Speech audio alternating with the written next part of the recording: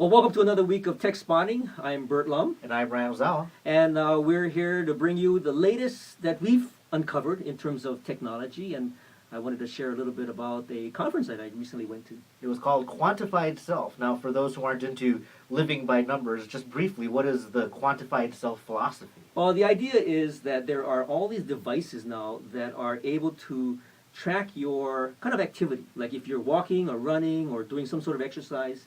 One that's quite popular is called the FitBit, and this is something that you might wear on your belt. And what it does is it just sort of keeps track of all your steps. So in the course of a 24-hour period, it'll upload all that information to the base station, which will upload it to the website. Now, pedometers, that's basically what that is, have been around for a long time, but the addition of the other parts of that equation, the base station, the wireless data transfer, and the fact that it's also got you can tell different kinds of movement. It's not just steps that's in there. And the thing about Fitbit, I'll talk a little bit about applications that are on the iPhone, like something like RunKeeper, and this is also aggregating a lot of the information for people who have a Fitbit. They may have a whiffing scale. They might have a blood pressure monitor. And all of that information now is getting aggregated into one place, or it could be different places, but that information is now being easily accessible. Yeah, certainly with smartphones, you don't need necessarily a whole bunch of other devices attached to different parts of your body. The phone itself, more and more, has all of the sensors, the gyroscopes, the movement sensors, the compass that you need, the GPS, to get all the data that you're looking for. So the technology has gotten to the point where this is very accessible to everybody. I mean, this is, I think it was $100. Yeah. Was it $100? RunKeeper, the application, I mean, if you got an iPhone or Android phone, these applications are free. And so you can actually now start to keep track of a lot of different things. So the whole Quantified Self conference was an outcropping of meetups that were occurring over the course of a couple of years. And what happened in the Bay Area was that these meetups were getting to the point where they were becoming like 100 people at a meetup. So they thought, well, I think it's time to perhaps have a conference. And they put it out to all the different places that were starting up these Quantified Self meetups in different cities. And everybody sort of converged in Mountain View at the Computer History Museum. There was probably about 400 people. And people as far away as France and the Netherlands. I was the only one from Hawaii, but it was just a high energy experience of a combination of entrepreneurs, programmers, health advocates. I mean, just a wide range of things and people and ideas and sharing, and lots of people that were in research, doing research in a variety of different areas. So there's some interesting things that are coming up. Well, I like the idea of the quantified self or living by numbers. There's a lot of other ways to describe it. I'm one of the people who loves living digitally, and whether it's Foursquare check-ins or Flickr photos or anything, in a way we're already documenting and collecting so much information about our day-to-day lives, but you can't really do much unless there's some kind of aggregation point and some kind of way to gather meaningful data out of it. So I like that this is a movement. And you mentioned entrepreneurs. I mean, what's the business model? What's the use case? What for a person who wants to make money with quantified self and that philosophy, what's out there? Okay, so one example that I think might be of interest and you might want to keep track of is one called Green Goose. So just go to greengoose.com. The sensor technology has gotten to the point where it's very accessible. The battery technology is one where you can actually have the sensor sitting someplace for 3 years and not have to replace the battery.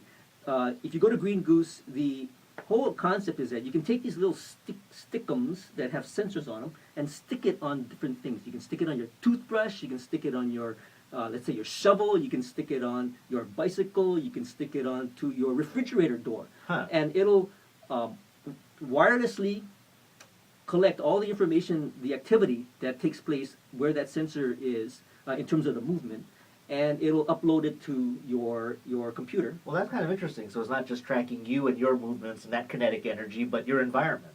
And Right. because the technology has gotten so pervasive and cheap, you can afford to have one everywhere in your house. You can put a little sensor on your dog or cat and sort of monitor how much movement is going on with your pet. All right, well, that sounds cool. Any other gadgets? What's the next Fitbit coming Okay, down the so the next one that everybody was talking to, and I heard it in multiple conversations, was people were saying, I want to get one of those bases, this basis. And I said, what's this basis? I mean, is there a table here? And it turns out there wasn't a table, but there were some representatives from My Basis. So if you go to mybasis.com, it's a wristband that you wear, and it has sensor technology in it, and it'll monitor a variety of different kinds of bodily functions. So not only motion, but heart rate, and I think pressure, blood pressure. So it's a number of different things. It's not ready for production yet. Oh, and they didn't have an advanced beta No, for you? Or no. a See, sneak preview? and a lot of these things, I mean, even Green Goose is pre-beta.